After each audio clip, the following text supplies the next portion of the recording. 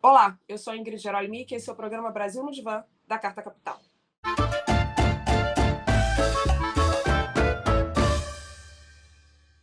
A nossa tarefa aqui é pensar o Brasil junto com ele. E não se esqueçam, nós estamos nas principais plataformas de podcast e no canal de Carta Capital no YouTube. Bom, hoje eu vou conversar com ele, que é um dos jogadores mais icônicos do futebol brasileiro. Ele foi um dos expoentes da democracia corintiana, que é um movimento da década de 80 que teve a luta pelo fim da ditadura militar no Brasil como uma das principais bandeiras. Bom, hoje ele é comentarista esportivo e faz sucesso com a sua língua afiada e comentários certeiros sobre futebol e também sobre muitos outros assuntos. Olha, Casão, muito bem-vindo aqui ao nosso divã, muito feliz de estar com você. Muito obrigado pelo convite, Ingrid. Quando você me chamou, quando deu tempo, eu falei, tô a fim de conversar, vamos conversar. Muito bom. Querido, a gente fala aqui ao Brasil no Divã, né? Então a gente traz o Brasil para repensar, pensar a nossa história, pensar o que a gente quer para o futuro. E você tem uma história de vida marcada pela contestação, né? Você, junto com Sócrates, o Afonsinho, do meu querido Botafogo também, vocês foram precursores, né, em lutas muito importantes, inclusive trazendo a luta política por esse campo do futebol, que também é muito importante, impacta muito a sociedade brasileira, né? Então eu queria te perguntar assim, como é que foi, como é que começou esse movimento da democracia corintiana, como é que você se envolveu com isso e se você acha que o Brasil precisa de um novo modelo de democracia corintiana aqui nesses tempos atuais. Não, vou começar pelo fim, tá? Que eu acho que Claro. é mais tranquilo. Eu acho que não cabe um movimento como a democracia corintiana hoje. O que cabe são os jogadores de futebol usarem a democracia e usarem a função de cidadão brasileiro e não só ficar falando de futebol, não só ficar postando coisas, ostentando, né? Muita coisa acontece em torno do Brasil. São pessoas privilegiadas hoje, como nós éramos naquela época, mas hoje muito mais, jogam na Europa, ganham muito bem, né? Só que o Brasil não é como é a vida deles, né? Então, muita coisa aconteceu nesses anos todos, pandemia, 4 anos de Jair Bolsonaro, desfazendo, diminuindo a Covid-19, gente morrendo, o cara debochando, né? Muita coisa aconteceu no país e os jogadores de futebol não falaram nada, né? Não falam nada e continuam sem falar nada. Vou voltar agora para o início. A democracia, eu particularmente, eu comecei a ser mais ativo politicamente. Eu tinha 16 anos, 79, pela anistia. Pela anistia naquela época, um mês antes de ter a anistia, teve um show no Corinthians que era pró da anistia. Eu estava lá, ajudei a convidar as pessoas e fui para o show. Chegou o batalhão de choque de madrugada, foi a primeira vez que eu vi pancadaria, a polícia batendo com escudo, foi a primeira vez que eu vi aquilo na minha vida. Eu era muito garoto, eu sabia tudo o que estava acontecendo no país, mas eu nunca tinha presenciado a polícia da repressão agindo. E eu vi aquele dia, no ginásio do Corinthians. E ali foi a primeira entrada minha, assim, diretamente na luta política. Já conhecia, já tinha um grupo de amigos que a gente falava sempre pensando numa democracia, como seria a gente poder falar, a gente se expressar, como seria a gente poder andar tranquilamente pela rua, né? Porque a gente não andava tranquilamente. Eu, por exemplo, eu tomava blitz sempre. Já jogador, eu tomei blitz em 82 quase toda semana, às vezes mais de uma vez, 2, 3 vezes na semana. E quando eu era garoto, adolescente também, mas aí, como eu não era conhecido, era por causa do tamanho do cabelo, era por causa da roupa que eu usava, era por causa do jeito que eu falava. Então a gente era suspeito só por não ser do padrão social da época. Né? Você não entrava naquele padrão que a ditadura militar queria, o modo de se vestir, o modo de falar e o tamanho do cabelo, você ficava uma pessoa perseguida, simplesmente por causa disso. Eu saí do Corinthians com 17 anos, porque eu tive um atrito lá, na época, com o treinador Oswaldo Brandão. E eu fui emprestado para Caldense, Poços de Caldas. Eu joguei 1 ano em Poços, foi ótimo. Aí eu voltei para o Corinthians em 82, em janeiro. Todos os jogadores emprestados voltam depois de 1 ano, né? E aí eu queria ir embora, porque eu estava no Corinthians desde os 10 anos de idade, e aquilo funcionava com uma forma muito paternalista, era muito autoritário a época do Vicente Mateus, eu não estava mais afim de passar por aquilo. Eu passei por aquilo até os 17 anos, né? Porque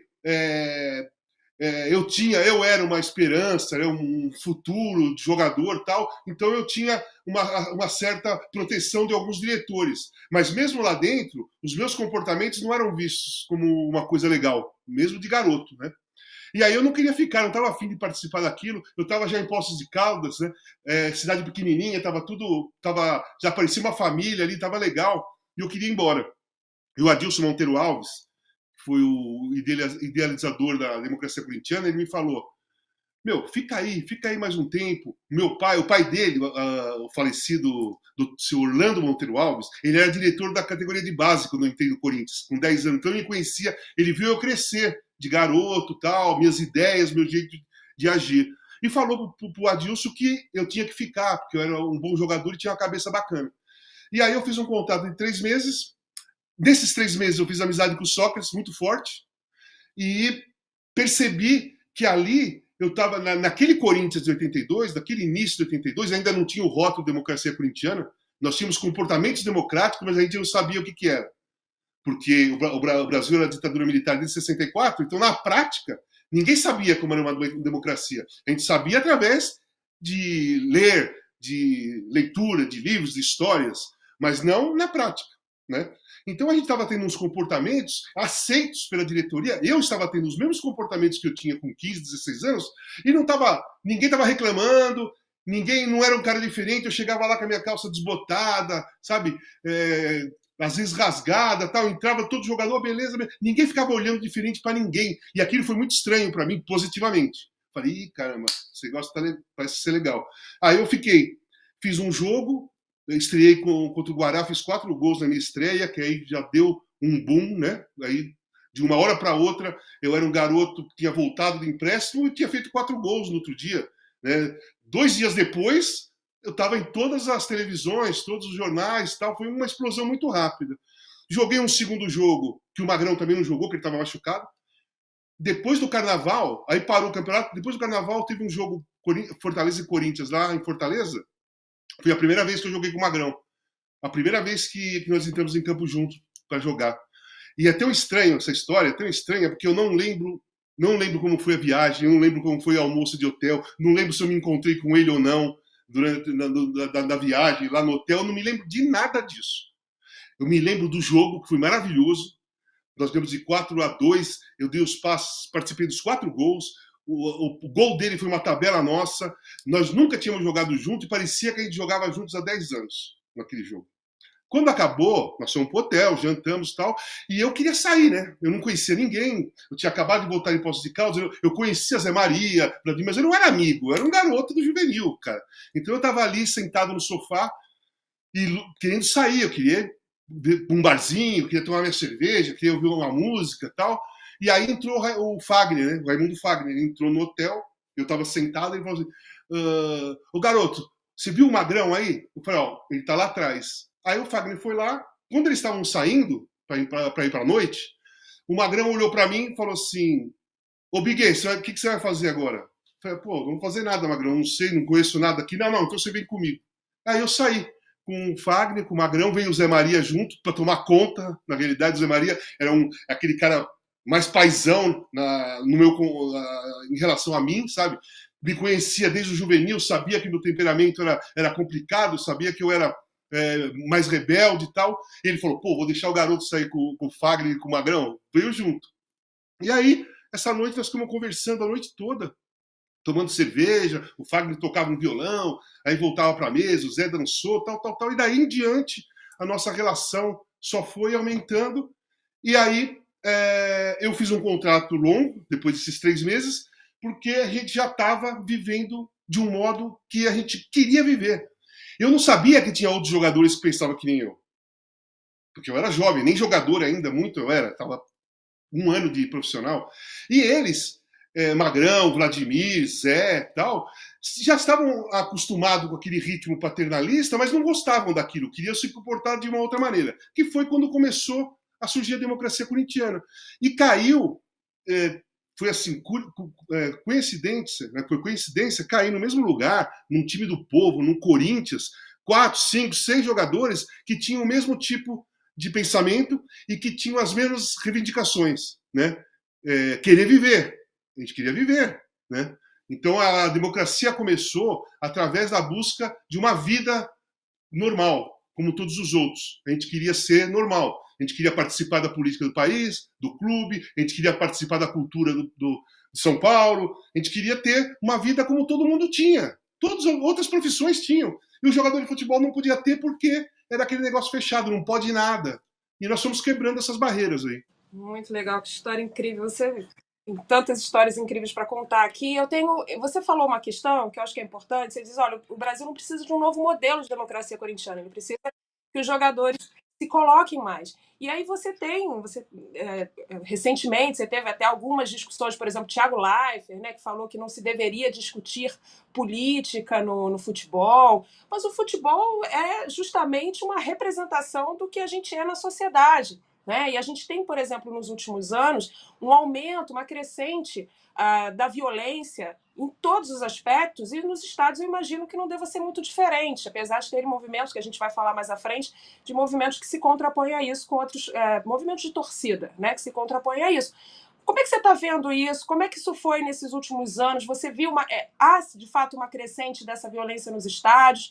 E queria que você falasse também sobre esses outros aspectos, para além dos jogadores, também de outros setores relacionados ao futebol, de se posicionarem, porque, além de tudo, é uma responsabilidade, né, no sentido de reduzir, por exemplo, esses ataques, essa violência que ainda persiste no futebol. Assim, a minha visão é a mesma que eu tinha quando eu era um garoto. É a seguinte, antes de eu virar jogador de futebol, eu sou um cidadão brasileiro. Eu não nasci jogador de futebol, eu nasci cidadão.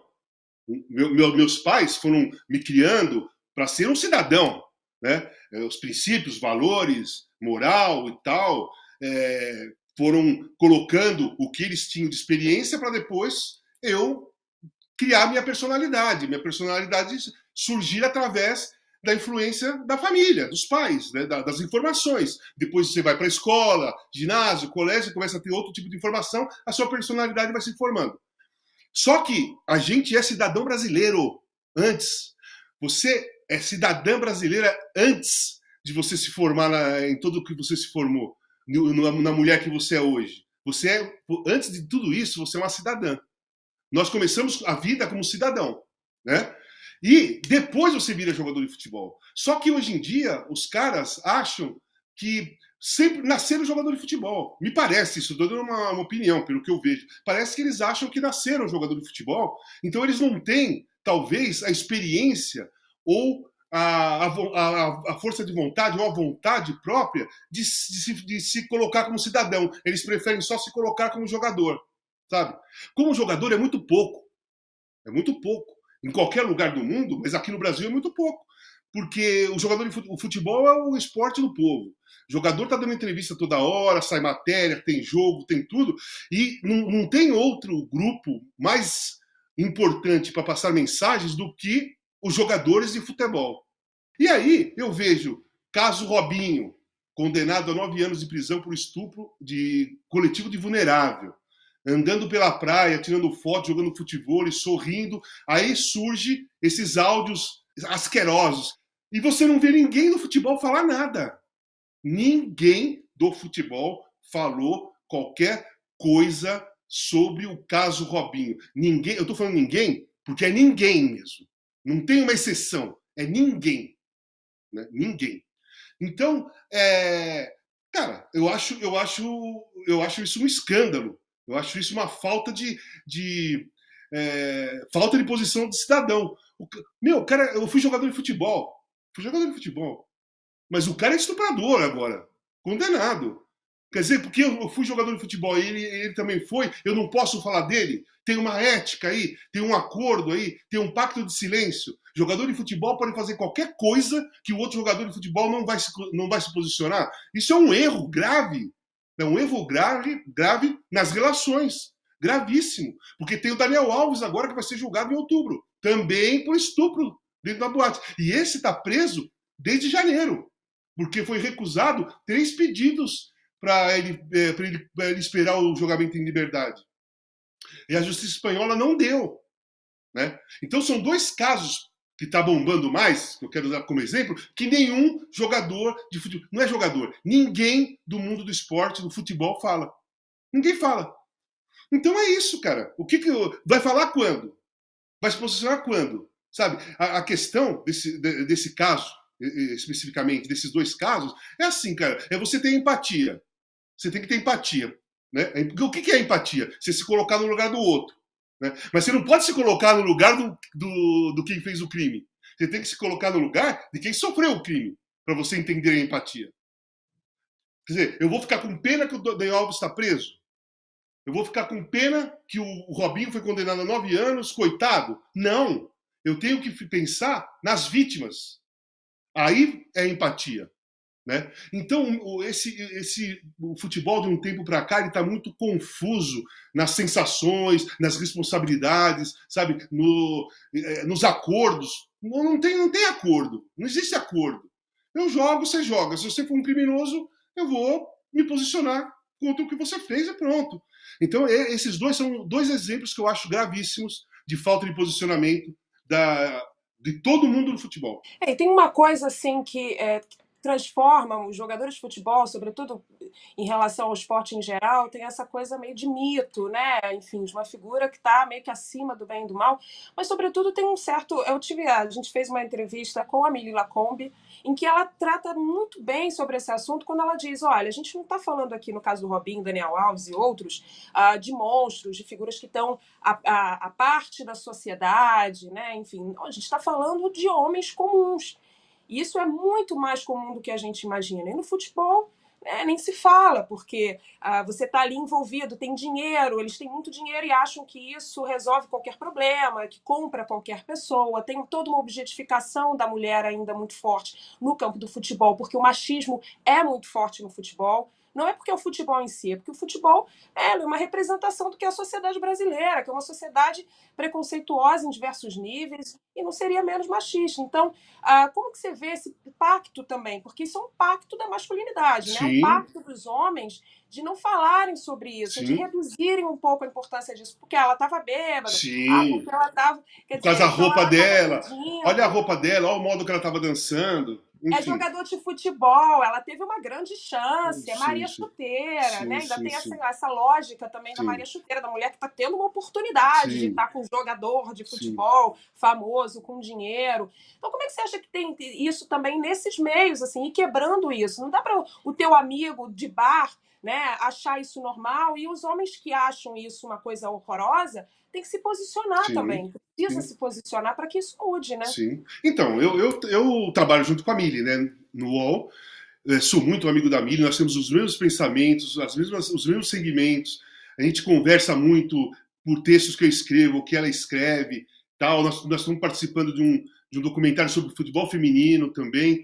Então, o que eu acho assim, a Mili coloca muito bem isso. O que acontece? Para você combater, ou pelo menos para você cobrar punições, ou cobrar, apontar, olha o que está acontecendo na sociedade, todos têm que ter um posicionamento. Na questão do estupro, os homens são importantíssimos nesse posicionamento. Super! Porque você não pode ser conivente com um outro cara. Você não pode ficar calado porque é um cara que você conhece, ou da mesma profissão, ou que você gosta dele. Bom, não vou falar nada. Não, você não pode ter isso. Isso não pode acontecer. Você tem que se colocar, o homem tem que se posicionar nas questões das mulheres com muita profundidade, a meu ver. Com muita participação. É a mesma coisa que uma luta antirracista. As pessoas brancas, elas têm muita importância numa luta antirracista, né? Muita importância nessa história toda. Porque senão continua agindo como racismo, né? Se você não tem essa mentalidade antirracista, mesmo sendo branco, a gente não sabe a dor da pessoa que sofre racismo, mas a gente imagina, com empatia, você imagina. E aí você se coloca ao lado daquela pessoa. Então vamos lutar todo mundo junto por uma questão lógica, de igualdade, de vida, de ser humano, cara, independentemente de qualquer diferença, né? E no caso de estupro, é a mesma coisa.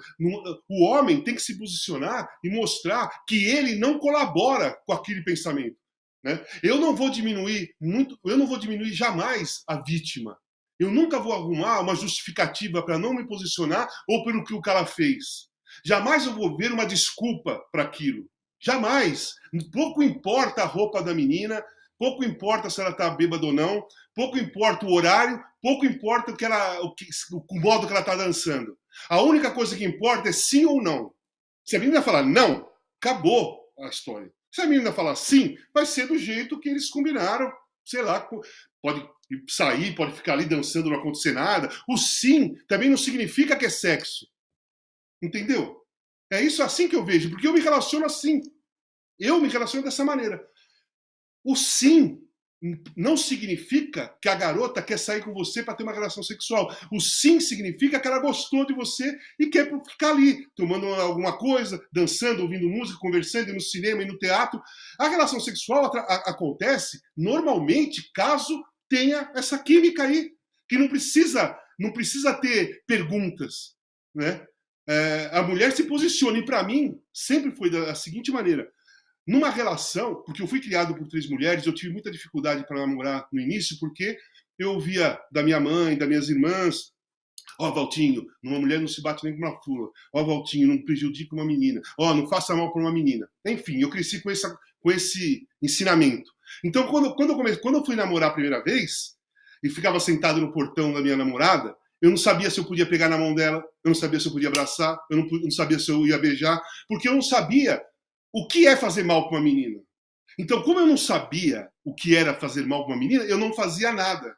Junto com a minha timidez, óbvio, mas eu não tinha ação porque eu tinha esse conceito formado, né, pela minha mãe e pelas minhas irmãs. Me prejudicou inicialmente? Pô, foi difícil namorar, cara.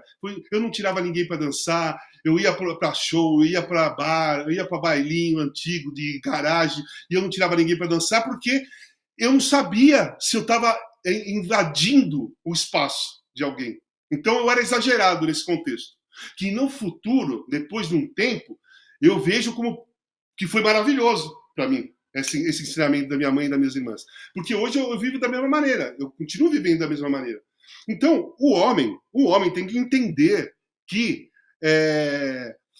o sim e o não é que vai definir o que vai acontecer entre ele e uma mulher. Não é o sim e o não dele, é o sim e o não dela. Porque o homem tem esse pensamento machista mesmo, de que a mulher, você está num lugar, a mulher, você olha, você cruza o olhar com a mulher umas 2 vezes, ele fala: pô, essa menina tá afim de mim. É o que eu ouvi a vida toda. Tá afim de mim, ela, pô, vou em cima dela, vou falar não sei o quê. Foi o que eu ouvi a vida toda, sabe? Em todos os lugares. Essa é uma mentalidade. A mulher não tem a liberdade, por exemplo, de olhar, cumprimentar, gostar, dar um sorriso. Se der um sorriso, a cabeça do cara já fala: pô, ela quer sair comigo. Entendeu? E essa estrutura é difícil de quebrar. Não, é difícil de quebrar, e assim, a gente está passando por um momento ainda mais delicado nesse sentido. Por exemplo, eu ia falar do Daniel Alves. A vítima, ela teve que dizer que ela não queria o dinheiro para as pessoas Sim. acreditarem, né, que a coisa era séria. Sim. E muitos homens não acreditavam. Assim, naquele momento, eu fui olhar comentários de postagens a esse respeito, e é uma coisa que a gente fica enojada, né? Sim. Realmente, porque muitos homens falavam: deu mole porque foi pego. Né? Quer dizer, não pelo que ele fez, ninguém falava sobre o mérito da questão, sobre o fato dele ser um estuprador, coisa horrorosa, né? A preocupação era dele ter sido pego, né? Dele foi, entre aspas, ele foi um otário, né? Ele deveria ter sim. Algo ele não foi esperto. Ele não foi esperto, exatamente. E assim, os jogadores de futebol, como eu falei, são mitos, são considerados uma grande referência. Os meninos de 15, 16, de 14 anos que olham, né, um jogador de futebol e veem a postura dele, copiam em muitas coisas, como fazem, por exemplo, com os artistas, com os músicos, né? Isso tem uma potência muito grande na formação da subjetividade, principalmente dos jovens. Aí, nesses últimos anos, a gente teve o bolsonarismo, que você tem um recrudescimento, né, dessas pautas fascistas, pautas de machistas, homofóbicas, LGBTfóbicas, enfim, machistas de todos os tipos. E eu queria te perguntar, como é que você vê no futebol? Porque a gente tem algumas figuras que saem, né, desse lugar, enfim, Richarlison é um, Vini Júnior está aí também dando, né, dando aula, falando sobre essa importância de combater o racismo, mas ainda no futebol brasileiro, a grande parte desses jogadores, sobretudo aqueles que conseguem sucesso, enfim, eles são, na maioria, mais próximos à direita, né? Muitos à extrema-direita, como a gente viu no caso do bolsonarismo, do Neymar e tantos outros exemplos. O que você atribui a isso e o que precisa ser feito para mudar essa lógica? Bom, vamos por partes. Na questão do Vinícius Júnior.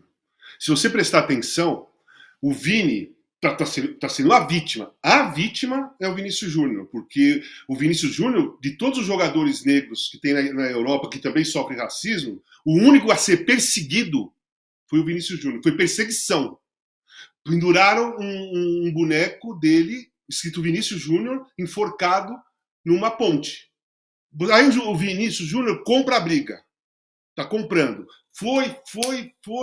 Ele foi resistindo, até que virou uma questão mundial. ONU e tudo mais. FIFA, UEFA, tá. Mas por quê? Só depois que virou mundial. Mas ele está sofrendo racismo desde quando ele chegou. O caso do boneco pendurado foi há muito tempo atrás. Não foi agora.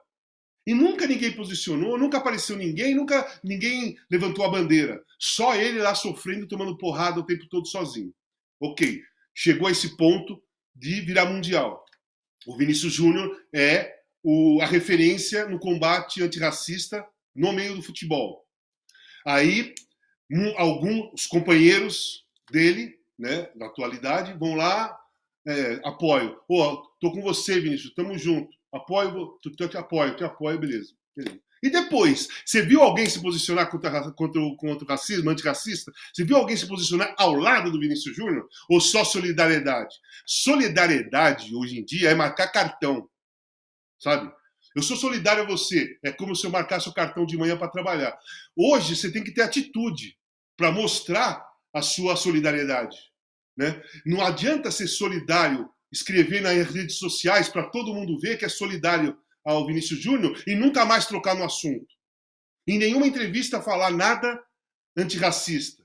Não adianta. Isso aí não... É como um manifesto hoje em dia. Aquele manifesto que a seleção brasileira fez na Copa América em 21, né?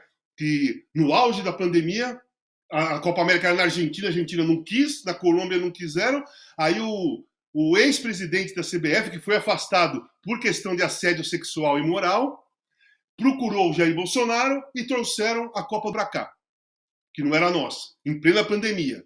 Jornalistas, delegações, torcedores, tudo vindo para cá e não era nossa.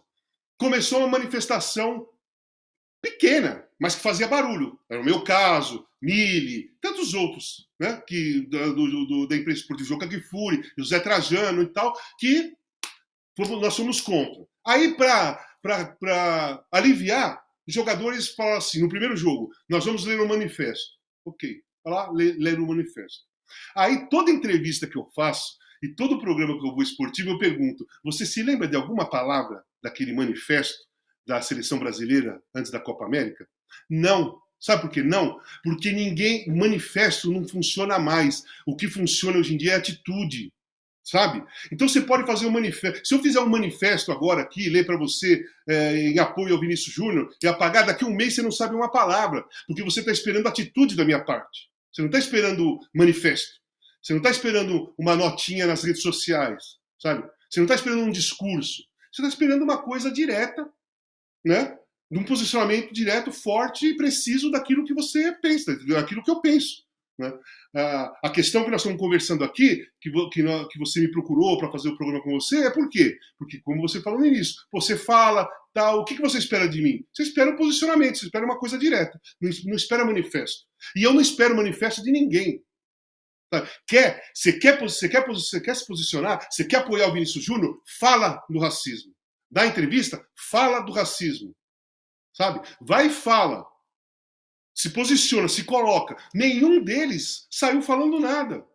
Nada. Só solidariedade. Então, o que falta? O que falta para esses caras, independentemente de ser direita ou esquerda? Sabe? O racismo pouco importa o lado, gente. Cacete. O estupro pouco importa que lado que o... Aí muita gente fala assim, você critica o Daniel Alves e o Robinho porque eles apoiavam o Jair Bolsonaro. Cara, as pessoas não conseguem entender que o problema deles não é o Bolsonaro, é o estupro que eles cometeram. Bolsonaro é escolha deles, eu não tô nem aí para isso. Os dois... Vamos combinar. O Bolsonaro falava inúmeras vezes as sim, falas machistas e racistas. Sim, ele deu o aval. Né? Em 4 anos, o que faltava para essas pessoas que você falou? A violência, a agressão, o machismo exacerbado, transfobia, homofobia, enfim, tudo o que aconteceu. Por que surgiu? Por que borbulhou aqui no Brasil? Porque teve o aval do presidente, porque ele fazia isso. Ele foi racista em entrevista, ele foi homofóbico em entrevista, ele foi machista em entrevista diversas vezes. Né? Ele foi preconceituoso com o Nordeste diversas vezes. Então, ele deu aval para preconceitos, né? Para quem é preconceituoso, colocar a cara para fora, porque o presidente falar isso, eu também posso. Então, cresceram. Essas pessoas cresceram mesmo através desses 4 anos. Mas a relação direta do que a gente acha, a minha crítica, a minha cobrança com o Robinho ser preso, não é porque ele é Bolsonaro, é porque ele cometeu um estupro e já foi condenado. Se ele fosse Bolsonaro, mas não tivesse cometido o estupro, eu estaria talvez criticando o posicionamento dele político. Ele não estava falando para ele ser preso porque ele é Bolsonaro. Ele tem que ser preso por... Eu tenho certeza. Ele tem que ser preso pelo estupro que ele cometeu, pela condenação que ele já tem e pelos esses áudios asquerosos que saíram por aí. Então, essas pessoas têm que entender que não é a posição política que nós estamos cobrando, ou que você tem que se posicionar nesses casos de crimes. É o que você fez. É o que você fez. O que você fez. Sabe? É isso. E o posicionamento dos jogadores mais de direita, que você falou, cara, é assim, eu acho que vem do volume de dinheiro, porque aí entra no grupo bolsonarista preferido, né? Quem não tem, dane-se. Quem tem, quer ter mais, vai ter mais. Então eu acho que eles se encaixam nesse pacote, aqueles que são bolsonaristas. Né? Tem muitos que não são, mas têm medo de falar.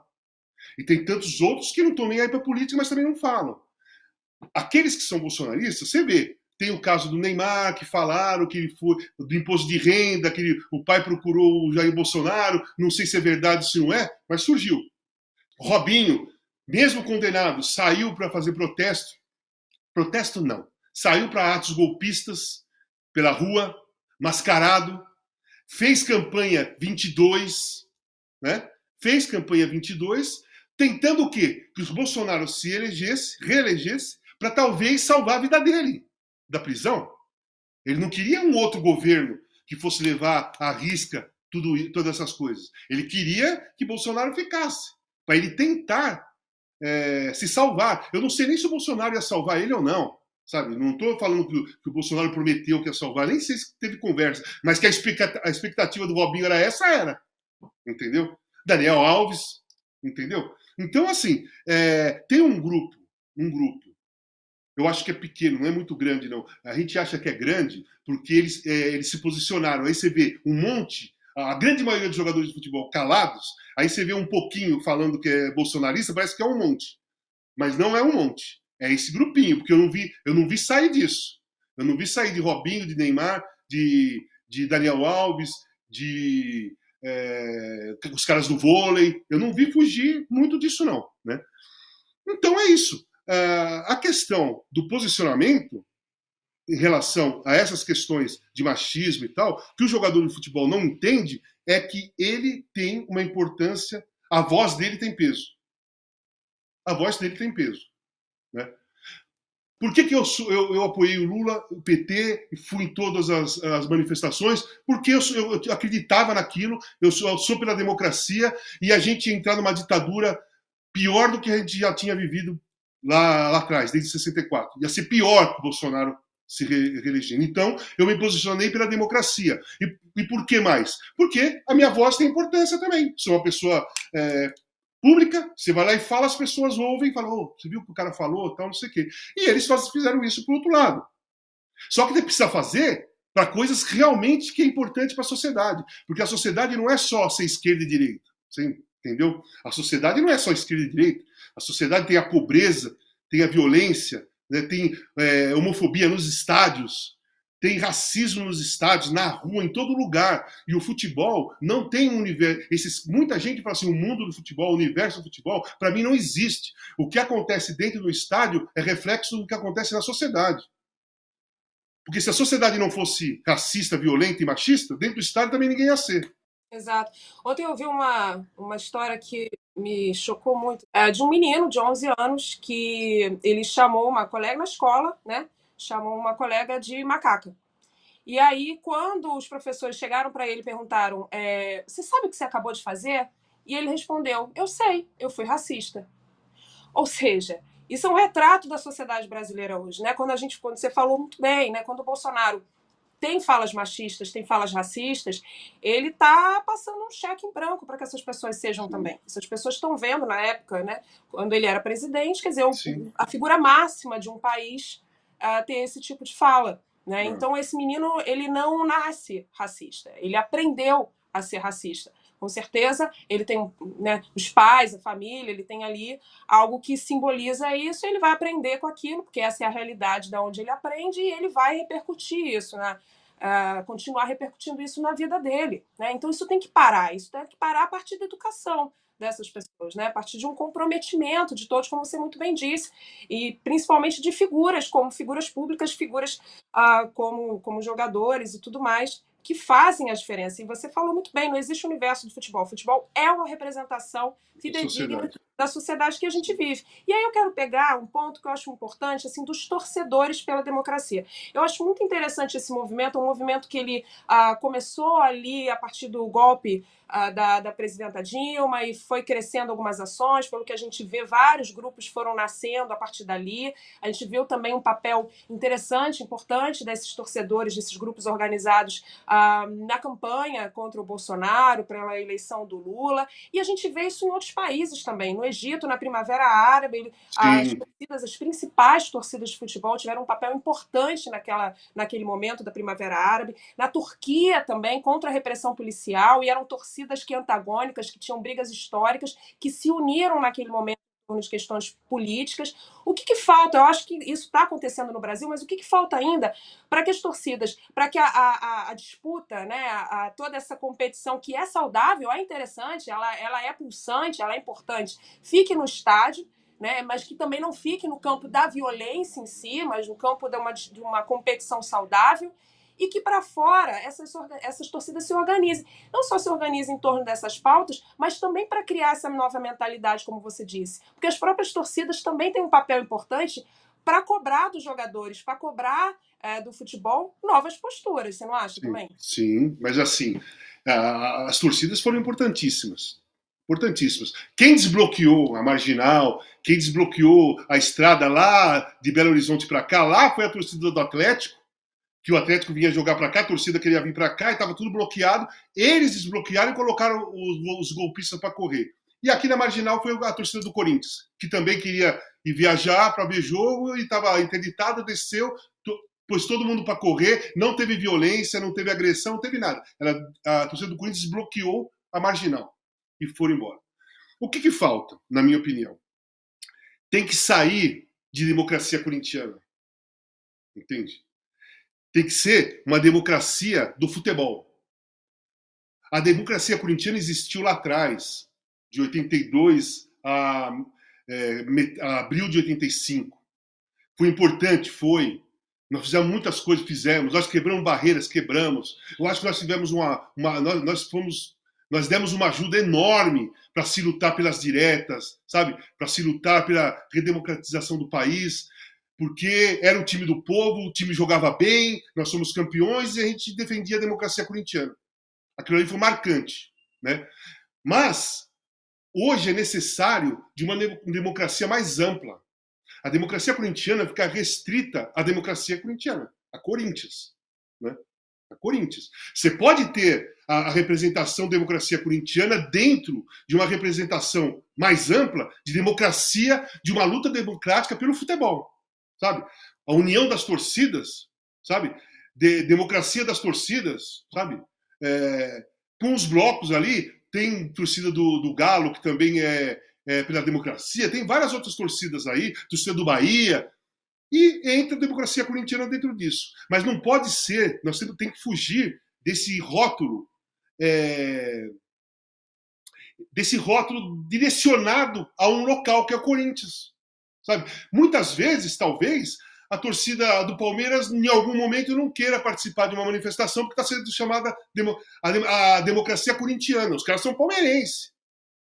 Então, você tem que ter um outro nome que abrange todo mundo, que todo mundo pode entrar, independentemente de que torcida você seja, sabe? Uma democracia das torcidas, uma união das torcidas em prol de uma democracia, sabe? Representando a democracia. Eles não vão discutir futebol. Não é para eles discutirem se o Corinthians é melhor ou o Palmeiras é melhor, ou quem perdeu ou quem ganhou. Não, é para eles discutirem o que eles podem fazer para ajudar a democracia do país dentro dos estádios. Sabe? Eu acho que tem que começar por aí. Quebrar o rótulo de democracia corintiana. Porque isso foi lá atrás e acabou. Sabe? Hoje em dia, quando sai manifestações com democracia corintiana, é só uma faixa. É o mesmo caso do manifesto. Não é o manifesto mais. E não é a faixa mais. São as atitudes.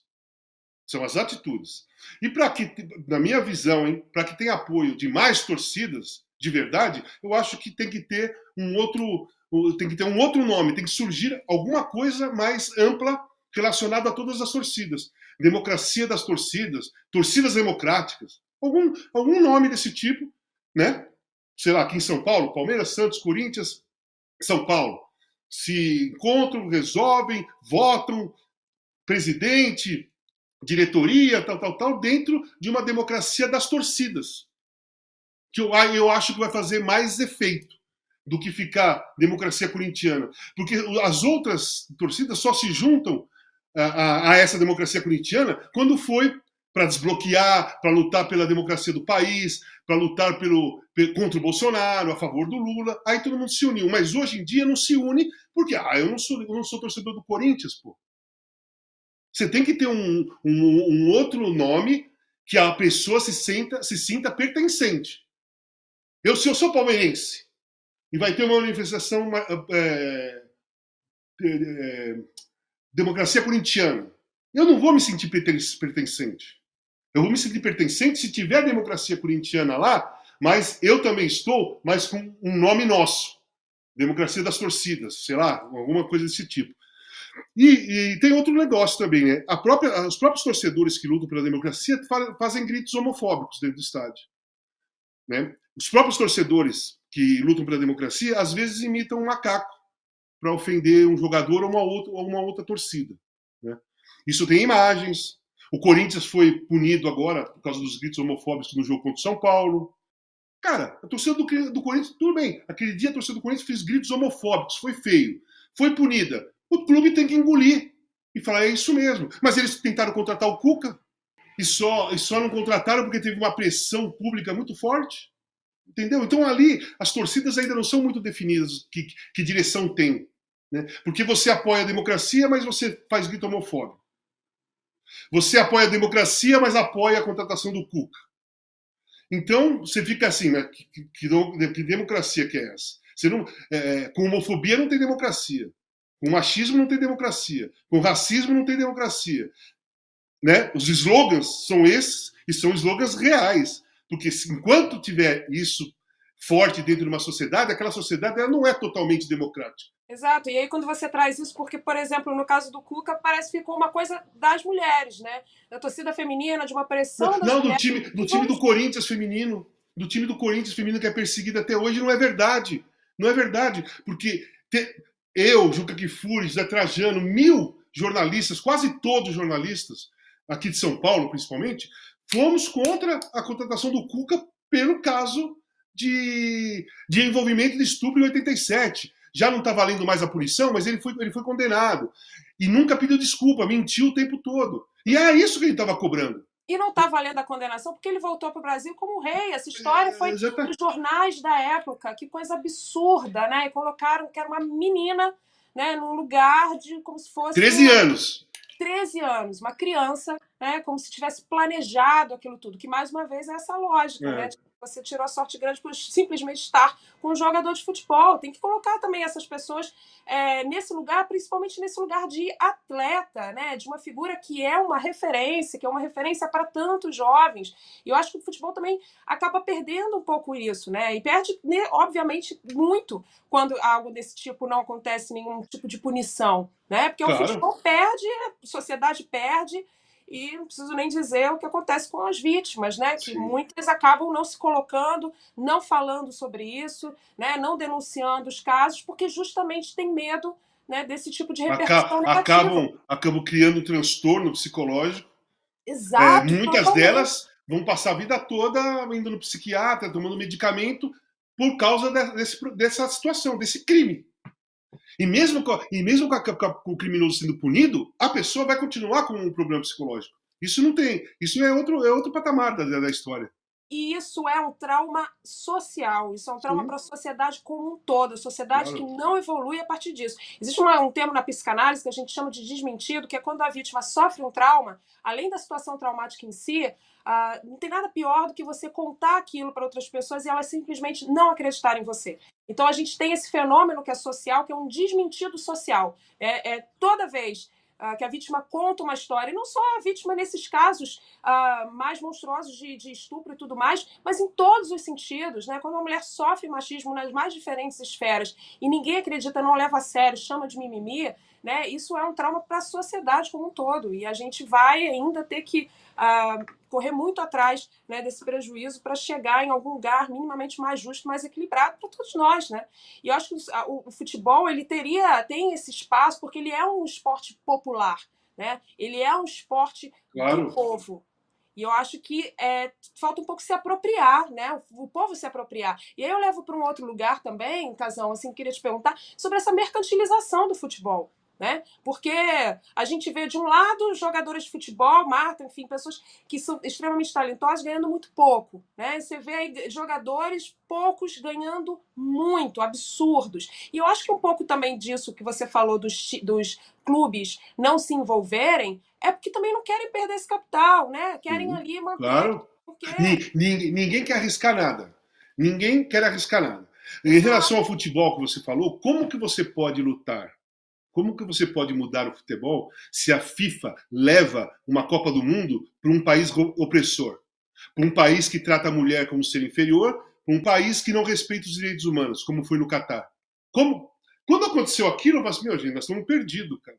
Como nós vamos lutar? Como que nós vamos lutar se a instituição mais forte do futebol, que é a FIFA, leva a Copa para um país opressor? Ela está dando aval, está concordando. Tudo bem.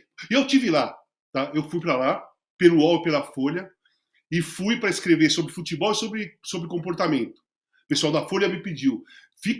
Escreve tudo que você vê lá, do jeito que você vê lá. E eu fui fazendo textos de tudo que eu via lá. Eu fui narrando o que eu vi. Cara, é absurdo. Sabe, onde eu ficava no hotel, tinha uma salinha. Você saía do restaurante, tinha um café, tinha uma salinha aqui e uma sala lá. Tudo aberto, normal.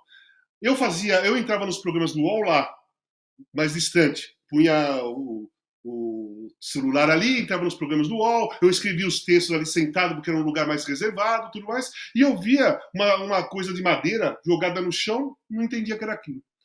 Afinal, foi no domingo, né?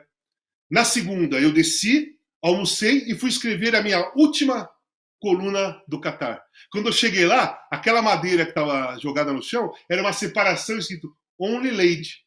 Lá onde eu escrevia, só podia ficar mulher. E aqui só podia ficar homem. Eles não esperaram nem os turistas ir embora. Eles não esperaram uma semana. No outro dia, eles assim, ó, agora é assim, nosso país é assim. A mensagem que eu entendi é assim, ó, a Copa acabou, se quiser ficar aqui, tem que respeitar isso. E eu fiz a coluna em cima dessa placa que eu vi. Eu contei a história que eu estou te falando. Que eu sentava ali, que eu tomava café, que eu escrevia, que eu fazia programas e tal, do UOL, tal. E no último dia, na segunda-feira, após a final, já estava separado. Já estava separado. Eu tirei a foto, o meu texto, a foto é a foto da separação, sabe? Tipo um muro. O Muro de Berlim, existem vários no mundo hoje.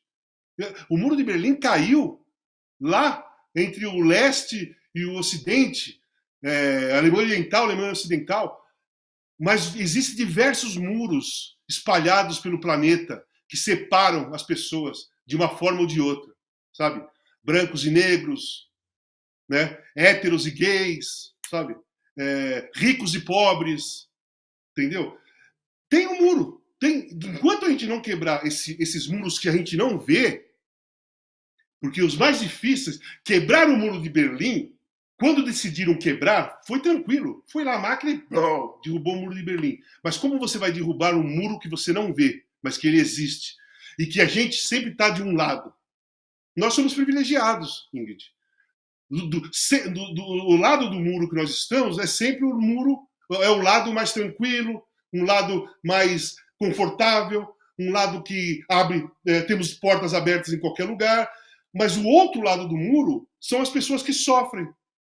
E tem um muro que a gente não vê. Só que a gente, pessoas como você, como eu, como a Mili, como tantas outras, a gente passa para o lado de lá para ver como é e sabe a dor que é o outro lado do muro e vem para esse lado e tenta falar para aqueles que estão desse lado do muro o que acontece do outro lado. Como as pessoas sofrem daquele outro lado, do lado do muro imaginável. Né? Um muro que se imagina. A gente vai e tenta contar para as pessoas que estão no lado privilegiado como funciona lá. Mas muitas pessoas não querem dar ouvido a isso porque não querem perder esse conforto.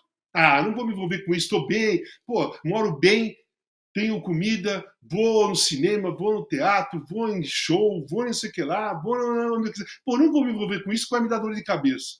É isso que muita gente pensa. Porque não é assim, é dividido da seguinte maneira. Tem o grupo que luta a favor, junto com aquelas pessoas do outro lado do muro, que nós fazemos parte. Nós lutamos por eles.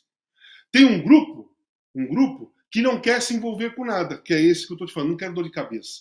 E tem o grupo que realmente faz, por questão de filosofia de vida, o racismo, todos os preconceitos contra as pessoas do outro lado do muro. Nós temos uma divisão, a nosso lado aqui é dividido em 3 partes. O deles, não.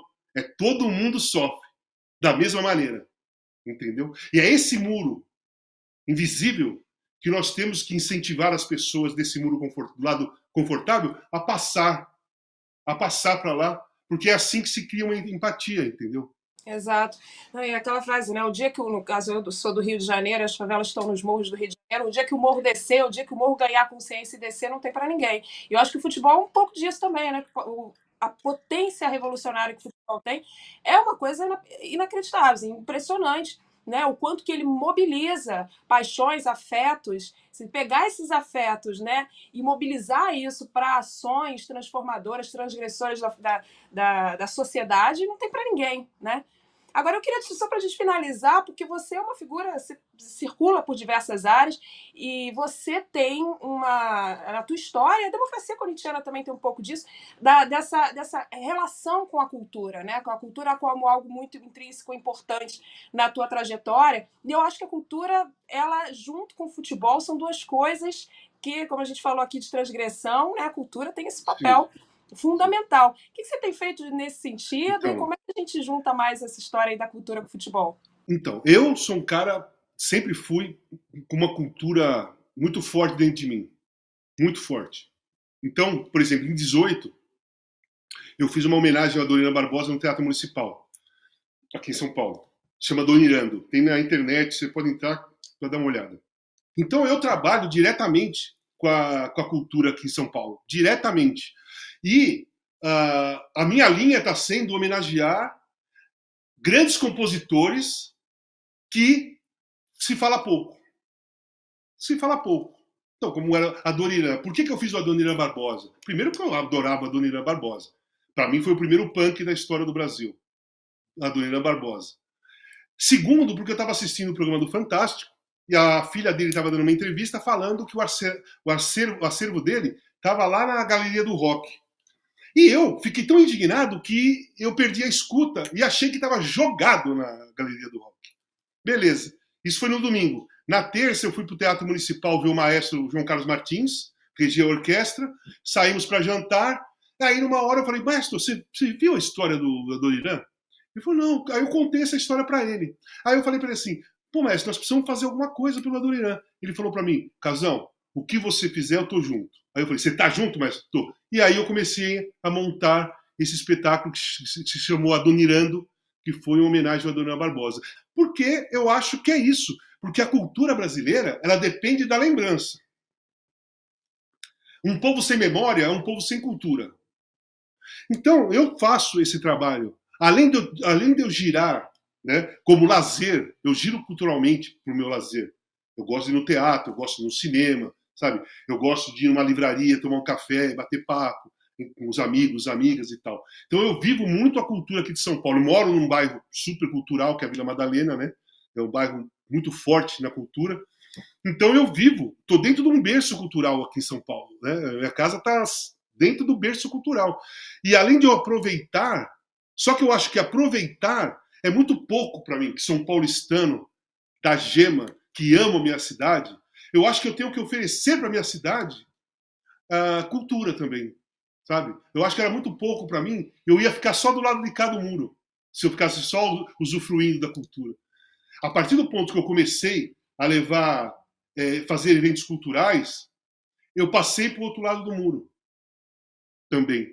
Porque o primeiro evento que eu fiz do Adoniran, o preço foi popular, porque a minha ideia era, que foi e foi realizada, era trazer as pessoas da periferia para o Teatro Municipal. Porque existe um muro gigante que impede. Do lado de lá, porra, não tenho roupa para ir, sou pobre, ou não tenho dinheiro para comprar ingresso, pô, as pessoas vão rir da minha cara, não vou ser bem aceito. Do lado de cá, aqueles mais conservadores, pô, o Teatro Municipal é elite. O Teatro Municipal não é elite, não tem elite. O que é da cidade é da cidade. Não existe elite, né? Então foi esse o projeto. E lotou o Teatro Municipal misturado com pessoas da periferia, com pessoas que costumam ir no Teatro Municipal. Pouco importava a roupa das pessoas, pouco importava a classe social, a cor da pele, o gênero, nada. Foi todo mundo ver a Adoniran Barbosa lá, homenagem ao Adoniran. Então eu faço isso. Que importante isso, né? A música popular brasileira que também diz muito da nossa cultura e a gente precisa se apropriar justamente dessa cultura para a gente até ter uma outra ideia do que significa a história do Brasil, né? Que tem, inclusive, versões que a gente aprendeu ao longo dos anos completamente equivocadas sobre o que é esse país, né? Claro. Então, a gente aprenda justamente com a cultura popular, com o samba, com a música popular, sim, com o futebol, que afinal de contas... Sim, então, o futebol está dentro desse pacote de cultura. O futebol é uma arte. O futebol faz parte da cultura do brasileiro.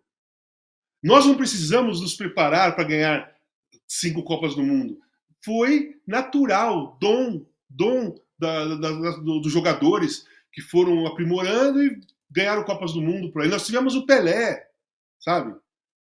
Cara, nós temos o maestro João Carlos Martins, entendeu? Nós temos o Frejá, nós temos os Titãs, que eu fui sábado, lotou o Allianz Parque.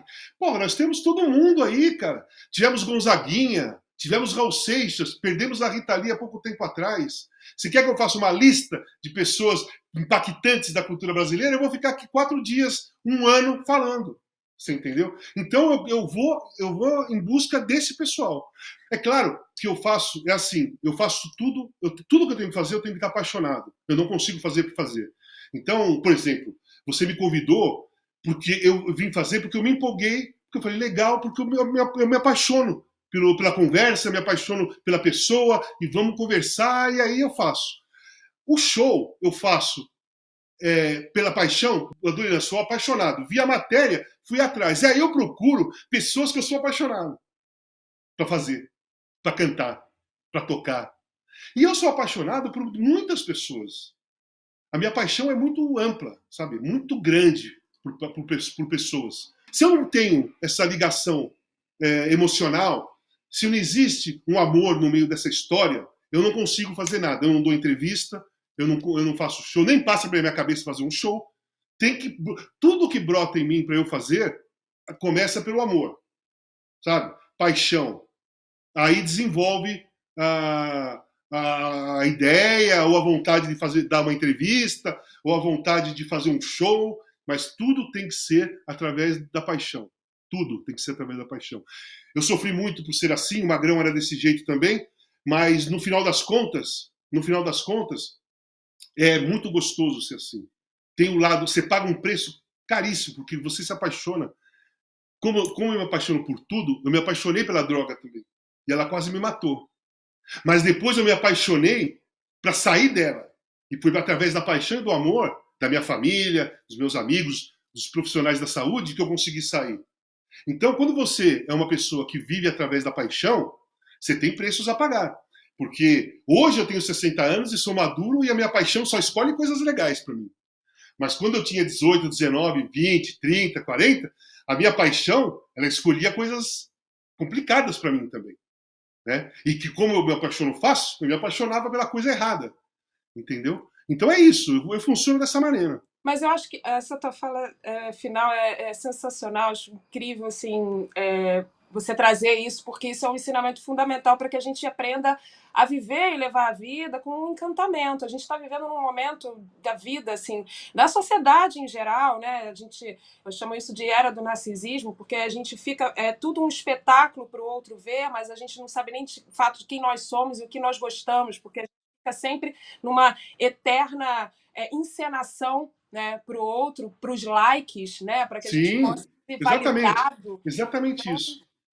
Hoje a preocupação maior é ganhar seguidores, ganhar likes. Exato. Né? Então, se for para falar uma bobagem ridícula, vai me dar um monte de seguidores, o cara vai e fala.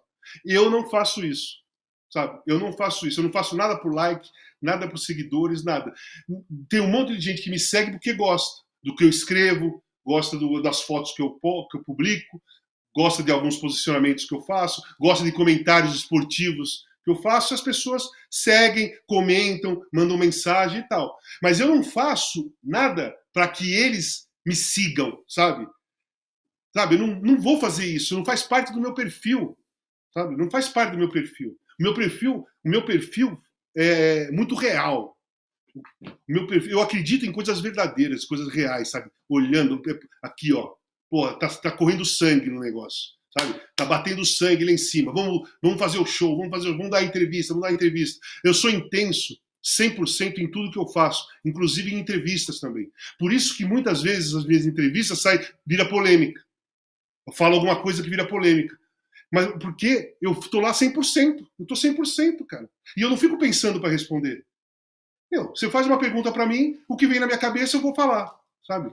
Não fico tentando moldar minha resposta. Mas esse é o princípio fundamental de uma comunicação empática, né? De fato, você escutar o outro e você falar não a partir daquilo que o outro quer ouvir ou de uma certa de você, né, como se apresenta, mas aquilo que você realmente sente, pensa. Sim. Eu acho que você traz aí um chamamento, né? Por isso que eu acho tão importante a tua autenticidade, porque você leva essa verdade para as pessoas, você tem muita coragem de se expor, porque eu imagino também o quanto que você não recebe de todo tipo de ataque. Bastante. Diminuiu, você sabe que diminuiu muito, sabe? Eu passei 4 anos sendo massacrado, até o ano passado. Putz, mas foi. Eu saí das redes sociais, eu entrei quase em depressão, porque eu não entendia o que era internet. Eu achava que todo mundo me odiava mesmo, né? E aí a Paula Lavinha, a mulher do Caetano, me explicou que tinha o gabinete do ódio, que tinha robôs. Então aí, quer dizer, tudo que saía crítica ao Bolsonaro vinha uma metralhadora atrás daquela pessoa. Que eram muitos robôs e outros tantos pessoas mesmo que estavam te criticando. Só que eu fiquei chocado com aquilo, eu me senti muito mal. E aí eu dei uma afastada e depois eu entrei no eixo e eu tô indo, eu vou, sabe? Vou, faço minhas coisas. Falar que eu já dominei as críticas, porque o meu problema não é crítica, Ingrid. Meu problema é ataque. Viciado, drogado, financiador do tráfico, cheirador, blá, blá, blá, blá, blá, blá. Porque essas pessoas que fazem isso, elas tentam atingir a minha alma, né? Ferir a minha alma. porque no início eu ficava muito mal, porque eu falava assim, cara, eu fiquei 1 ano internado, cara, dentro de uma clínica. Porra, sofri pra cacete pra eu colocar na minha cabeça que eu tinha que parar de usar droga. Eu não me via sem usar droga. E psicóloga, e psiquiatra, e AT, e eu andando com AT, as pessoas me ajudando, e eu não conseguia, até chegar a Copa de 2018, que foi a primeira Copa que eu fui, que eu não usei droga e não bebi. Primeira, eu já tinha parado, eu tinha feito a Olimpíada de 16, mas foi aqui no Brasil. Né? O meu teste era assim, eu preciso ir para fora do Brasil, porque aqui no Brasil eu tinha a segurança das minhas psicólogas toda hora. Eu vinha do Rio para cá, ia fazer terapia. No último dia do encerramento, foi uma psicóloga minha para lá. Foi ver o encerramento comigo. A Baby, naquela época, me ajudou pra cacete, saía todo dia para jantar comigo na última semana, porque tinha festa em todo lugar. E eu estava ali em Copacabana. Aí, beleza, fiz. Ok. Mas para mim, para que eu me sentisse seguro, eu tinha que ir para fora do país fazer um evento onde corre de tudo e que é um ambiente que eu conheço muito bem, que eu faço Copa desde 98. Então, se eu quisesse alguma coisa, eu sabia onde encontrar qualquer coisa. E eu fiz a Copa inteirinha, viajando sozinho, de trem da Rússia, de Moscou, para outras cidades, para lá e para cá, para lá e para cá. Nem lembrava de álcool, nem lembrava de droga, nada, nada, nada. E acabou que foi dali em diante, encerrei, fechei o livro. Eu estou escrevendo outro, que é o livro da minha vida de hoje, que é aquela de teatro, cinema, shows, me divertir em shows, criar eventos, sem álcool, sem droga, sem cigarro. Depois eu parei de fumar cigarro também, em 19. Então, cara, minha vida é muito boa hoje, para mim. Né? Falar que, porra, me arrependo de tudo do ano passado. Não, não me arrependo de tudo, porque grande parte do meu passado foi muito divertido. Eu curti muito. E o período destrutivo foi pequeno, mas foi super destrutivo. Que aí entra a intensidade. Você sabe qual foi a frase que me fez virar a chave dentro da internação para que eu emendasse uma recuperação? Meu psicólogo falou para mim assim, ele falou assim, cara, eu nunca vi ninguém aqui na clínica, ele já estava lá há mais de 18 anos, que veio aqui para a clínica com um poder de destruição própria como você, cara. O seu histórico, porra, você é muito bom em se destruir. Aí eu fiquei assim, ele falou assim, então, agora eu vou te falar, se você é intenso para se destruir, você também é intenso para se recuperar. Então, usa essa sua força, esse seu poder, essa sua intensidade de vida, canaliza agora para você mudar a sua vida. E foi aí que eu fiz. Entrei de cabeça do lado de cá e deixei o lado de lá, sabe?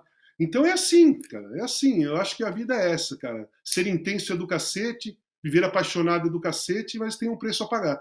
E dane-se, a gente paga. Mas eu acho o melhor preço a se pagar. Imagina viver na apatia, né? Viver uma vida, enfim, que não se permite, né? Não se permitir minimamente viver as coisas na intensidade. E aí hoje eu tenho um lema que é o seguinte, tem 3 coisas que eu não negocio com ninguém. 3. A minha liberdade, que eu tenho um instinto de liberdade muito alto, e eu gosto de viver livre. A minha sobriedade, não tem negócio, não vamos negociar. E a nossa democracia também não negocio. 3 coisas que eu não negocio. Liberdade, sobriedade e democracia. Comigo não tem discussão sobre isso. Muito legal, muito lindo. Assim, o teu exemplo de vida, né? Viver e trazer também essa ideia de que a gente precisa de verdade se reencantar pela vida. A gente está vivendo um momento que é uma sociedade muito complicada em diversos aspectos. Não que antes fosse melhor, mas a gente enfrenta problemas hoje que precisam ser falados, sobretudo depressão, a quantidade de jovens se suicidando, porque a gente vive uma era, de fato, do vazio, né? Daquela falta... E aí o vazio vem a partir disso que você falou, que é essa apatia de viver, que é não se apaixonar, né? Não pegar as coisas, não olhar, não viver as coisas quando elas estão sendo vividas, né? Você fazer uma viagem e só se preocupar em tirar foto para colocar na rede social, porque aquilo é mais importante do que a experiência. Você sabe que eu tiro poucas fotos, eu já viajei o mundo todo, como jogador e como comentarista. O mundo todo. Joguei 7 anos na Europa, viajei, Copa dos Campeões, por todo lugar. Você sabe que eu tenho pouquíssimas fotos. E os meus amigos, quando a gente viajava, Você chegava, estamos na Grécia, o cara, meu, vamos, pô, você não vai tirar foto? Eu falei, não, não, cara, eu não preciso tirar foto, eu quero, as imagens ficam aqui na minha cabeça, eu não preciso ficar mostrando a imagem para os outros. Eu tenho que ter a imagem para mim, eu estou aqui, eu que estou curtindo isso aqui, eu fico com a imagem na cabeça. Eu tiro pouquíssimas fotos de tudo que eu fiz na minha vida, de viagens, eu tenho pouquíssimas fotos, pouquíssimas. Hoje eu tiro um pouco mais, porque hoje eu entrei naquela de publicar fotos, isso aí eu publico, fotos. Fui nos Titãs, foi legal, tenho foto, tá? Mas eu não faço fotos de pose, nem é de pose, nem é exatamente nada disso. São fotos que você vê a foto, por exemplo, de sábado, que eu tô com o Nando, você vai ver vida ali naquela foto, você vai ver emoção naquela foto. Você não vai ver um papel com duas figuras lá, ou três figuras. Eu tirei uma foto, eu, o Suplicy e o Nando. Cara, maravilhosa, sabe? Suplicy é um outro exemplo de alguém que sabe viver a vida, né? Sim. Olha, Casal, eu quero dizer assim que foi incrível, a hora nem passa quando a gente conversa com você, você tem muito a apresentar, e eu acho que essa tua fala final também tem muito a contribuir, muito com a juventude, sobretudo, porque você traz realmente um exemplo de vida, do que significa se reencantar, que eu acho que é uma palavra muito importante para a gente usar nesses novos Sim. tempos, né? Então, estranhos, digamos assim. Olha, eu vou te falar, eu vim acabou não sendo uma artista brasileira, mas sem dúvida alguma é icônica também, que é Janis Joplin, em homenagem a você. A minha paixão é a Janis Joplin, desde criança. Eu tenho a Janis ali, a roupa da Janis ali no quadro, ó, roxo, tá vendo? Essa parte roxa ali é a roupa da Janis Joplin. Eu tenho um bonequinho da Janis Joplin ali e fui convidado para participar de um filme que vai falar da vida da Janis Joplin. Que sensacional. Depois você tem que voltar para falar para a gente quer ver esse filme, né? Demora muito para lançar? Ah, não, acho que vai começar a filmar ainda. Recebi o convite hoje. Mas, assim, recebi o convite por causa da minha história pela Janis Joplin. A pessoa foi ver as minhas entrevistas. Na minha série da Globoplay, eu falo muito da Janis Joplin, né? E tem uma música num capítulo, tem uma música dela no capítulo. Bom, eu sou suspeita para falar também, porque eu acho ela sensacional. Não Pô, só como uma grande cantora, mas também como uma grande influência, né? Falando aqui de transgressão, de revolução, ela com certeza é uma figura... Ela foi uma internet na época que não tinha internet. Exatamente, exatamente. Ela teve seguidores sem se comunicar diretamente com as pessoas. Exatamente. E olha, eu te desejo sorte porque o Corinthians está precisando desses... Eu não posso falar o mesmo porque o nosso fogão está muito bem. Tá bem, o Botafogo tá bem, eu gosto do Botafogo. Tá bem, tá bem, estamos felizes, a gente não sabe nem... Eu tava brincando com a Mili que a gente não sabe nem como lidar com isso. Eu falo que o meu pai é botafoguense, meu pai no outro dia abriu o jornal e falou, eu não sei como lidar com isso, que eu vejo que eu sempre olhava lá para baixo, agora eu olho para cima, não sei. Olha para cima, olha a foto grande, né? Exato. A torcida alvinegra não está sabendo lidar, mas é uma boa coisa para a gente aprender a lidar, né? A gente espera que o Botafogo continue assim, com esse momento de sorte que a gente está vivendo. E é isso, desejo sorte também para o seu Corinthians. Obrigado. A gente esteve aqui com o nosso querido Casagrande. Não se esqueçam, todas as quintas-feiras a gente tem um episódio novo de Brasil no Divã. Então acompanhem aqui com a gente, compartilhem também. Enfim, estamos juntos.